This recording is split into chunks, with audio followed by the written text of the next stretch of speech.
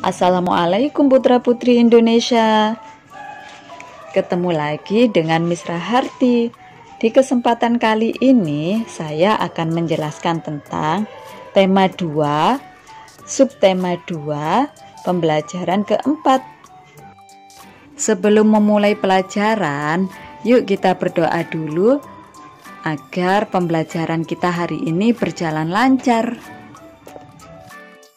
Dalam mempertahankan kemerdekaan, Indonesia tidak hanya menempuh perjuangan fisik, namun juga dilakukan diplomasi untuk mendapatkan pengakuan kedaulatan dari negara lain.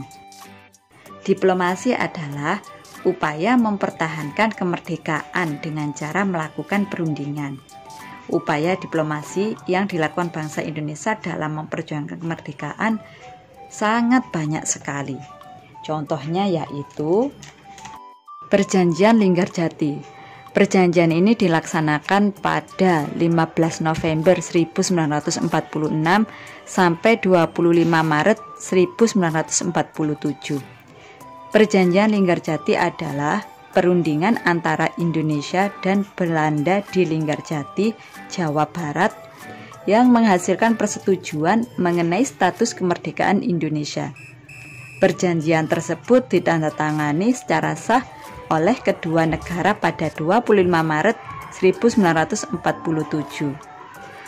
Hasil perundingannya yaitu Belanda mengakui secara de facto wilayah Republik Indonesia, yaitu Jawa, Sumatera, dan Madura. 2. Belanda harus meninggalkan wilayah RI paling lambat tanggal 1 Januari 1949. 3.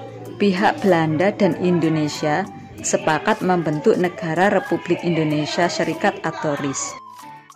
4. Dalam bentuk RIS, Indonesia harus tergabung dalam Commonwealth atau persemakmuran. Perjanjian Linggarjati ini menimbulkan pro dan kontra di kalangan masyarakat Indonesia. Pelanggaran perjanjian. Pelaksanaan hasil perundingan ini tidak berjalan mulus. Pada tanggal 20 Juli 1947, Gubernur Jenderal H.J. Van Mook akhirnya menyatakan bahwa Belanda tidak terikat lagi dengan perjanjian ini.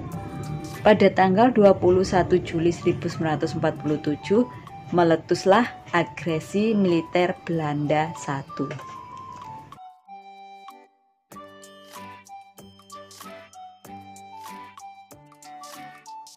Perjanjian Renville terjadi pada tanggal 8 Desember 1947 sampai 17 Januari 1948. Perjanjian ini dilakukan antara Indonesia dan Belanda.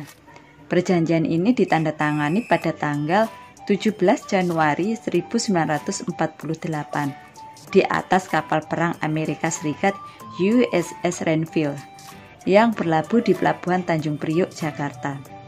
Perundingan dimulai pada tanggal 8 Desember 1947.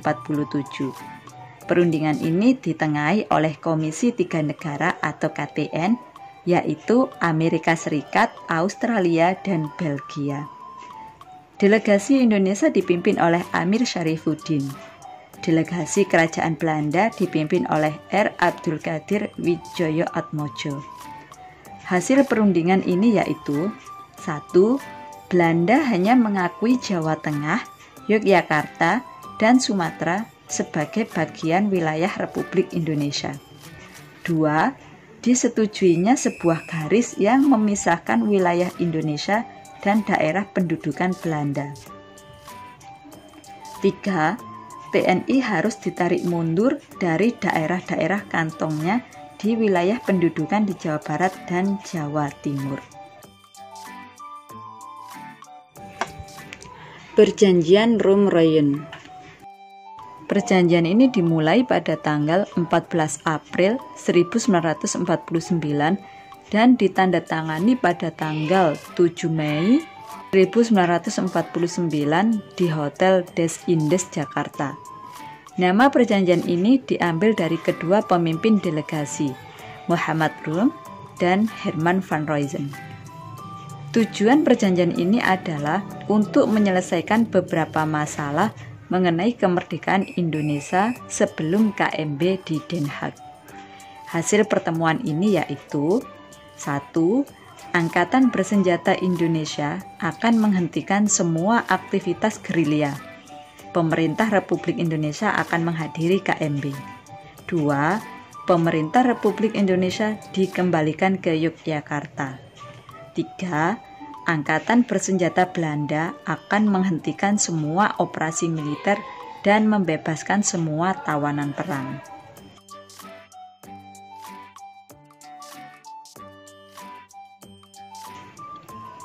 Konferensi Meja Bundar terjadi pada tanggal 23 Agustus 1949 sampai 2 November 1949.